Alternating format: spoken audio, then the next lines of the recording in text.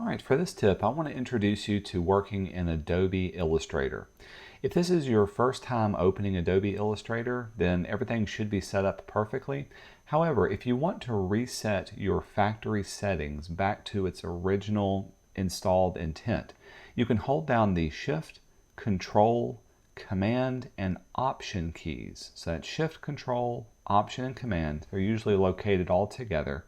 And when you click on the icon, select Open, and keep holding them down as the program launches. Once it launches, this will reset all of the settings, any of the saved items, any open things back to its original setting. From here, we can start off fresh. Now, if you're used to working in Adobe Photoshop or any other Adobe software, a lot of this is going to look very new. First off, let's go and create a new document. Whenever you create a new document in Illustrator, because we're working in a vector-based platform, the setup of these documents is going to be a little bit different. First off, you can see in the new documents, it'll save any recent items you've created, or you can choose mobile, web, print to get some predefined custom sizes. As with any of the other Adobe software, you can choose the height and the width of your document, and also what unit of measure you're used to working in. Now, Adobe does support multiple artboards, which means you can place multiple bits of artwork on different pages, and the arrangement of these pages can also be changed up as well. Illustrator also supports having bleed, so if you ever create artwork that needs to be printed all the way to the edge, you can set bleed settings to be sent to a printer so that they can be trimmed off. For the most part, I'm going to work in Rgb Color Mode. RGB is good for creating graphics for the screen. However, CMYK Color Mode is useful if you want to get your artwork printed off. I like using RGB Color Mode simply because it gives me the best range of colors and also works well with all my blending modes. Once I create the artwork, usually I can go back and change it over to CMYK and without little or smaller changing effects. Since we are working in a vector graphics mode, every once in a while you'll need to rasterize your effects or any artwork that's brought in. You can choose how you want the effect to be rasterized or turned into pixels and how high or low the quality of those images can be. And by default, I usually keep the preview mode set to the default setting for this one. We're going to say Create. This will open up and create our new document. Now, since this is the first time I've launched Illustrator, this likes to pop up a lot of different tours and little tips and tutorials. I'm going to go ahead and just close all of these out and give you a show of everything that's needed. First off, by default, Illustrator likes to give you a basic layout. What I want to do is to be able to see not only my tools, but also some of the most frequently used palettes and also my controls from here. I don't necessarily like the new default that comes up, so to change this, I'm going to go up to Window, down to my workspace, and you can see it's already set to the Essentials. This is the bare bones essentials of tools and palettes. I like the Classic edition. With Essentials Classic, this will open up all of my frequently used palettes. It'll give me my controls, and it'll also give me access to all of the different tools that we can click and work on. So this is what I'll usually use for a lot of my tutorials. If you look over on the left-hand side, you can see all of the different tools that you can pick and choose from. If you hover over any of these tools, you can get the name of it. And if you see any words in brackets, like the pen tool, there's a bracket P. That's the keyboard shortcut to quickly select that tool to be able to use it. Now, if you do see a little triangle at the bottom right-hand corner, this means you can click and hold and be able to find related tools underneath it. So if I ask you to find something like the spiral tool and you don't see it, usually it's hiding underneath one of these other tools. So clicking and holding will be able to find that tool. If you like using all of these tools and you use them frequently, you can click on the little arrow on the out, and this will pop that out and create its own little palette with all of them nested up at the top. You can close it out to bring it back down there.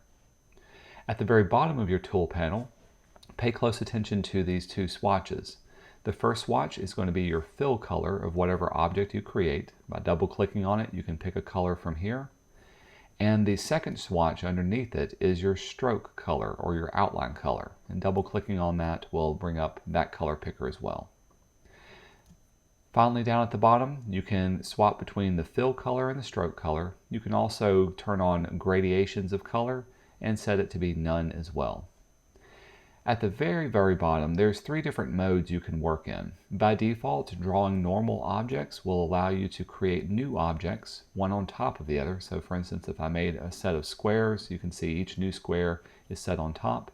However, if I was to set draw below, every time I create a new object, it'll be behind it. The third object will allow you to draw inside. So if I selected an object and clicked on Draw Inside mode, this goes into an isolation mode. Now whenever I draw something, it's set inside of that selected or nested object. Usually by default, I keep everything at Draw Normal. Finally, you can change your different screen modes. I like to hit the F key to do this. But if I wanted to do this in normal mode, I can see everything and all the surroundings. If I choose full screen mode with the menu bar, this takes away that bar. And if I do full screen mode, this takes away all of my other palettes. Again, you can also hit the F key to cycle back through the rest of those. When you select a tool, pay close attention to the tool options at the very top. This will allow you to customize the artwork and the ability to use that tool.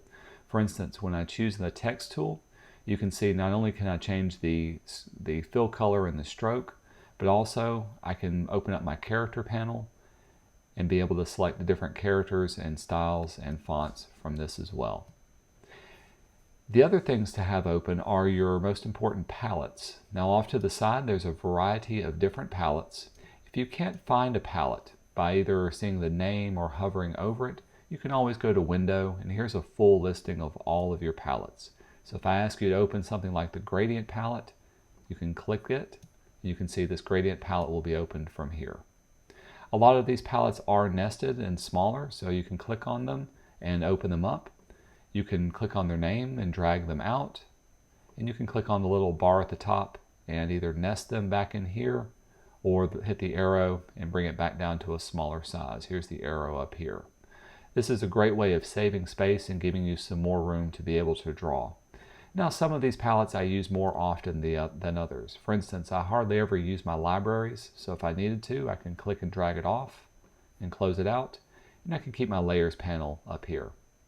Sometimes I like to have more than one palette open at the same time, and I can be able to nest more than one. For instance, if I wanted to open up my color panel, so I can drag off my colors, and I'm going to drag this until the arrow is at the very top, or excuse me, the blue line is at the very top. And now I can see both my colors and my layers as at the same time and having them open. Finally, as with Photoshop, once you set up the workstation that you like within Illustrator, you can save this by going up to Window, down to Workspace, and then you can create a new workspace. So let's say from here, this is the way I like to have my workspace set up. I can set this up as Ben's Workspace. We'll say OK. Now, the next time I go to work, if I have several things pulled out or tools used, I can always go back up to Window, down to Workspace, and here's where you can see my workspace is saved, and I can reset it back to the original intention. Also, as with working with any Adobe software, the drop-down menus at the very top will give you a variety of different editing and tools that will allow you to work within your artwork. Knowing which of the drop-down menus is very important, but usually we'll make reference to where you can find each individual thing. If you do see a drop-down menu with an arrow, this simply means that there's more options available within that submenu. If you need to set or save any of the preferences for Adobe Illustrator, you can always go to Illustrator and down to the Preferences. If you're on a Windows, this may be found under the Edit menu or the Help menu. Honestly, I don't remember. But on a Mac, if you go to Illustrator, you can go down to Preferences and open up the preferences for any part of this setup. Specifically under General, this is where you can set up some of the more commonly used settings.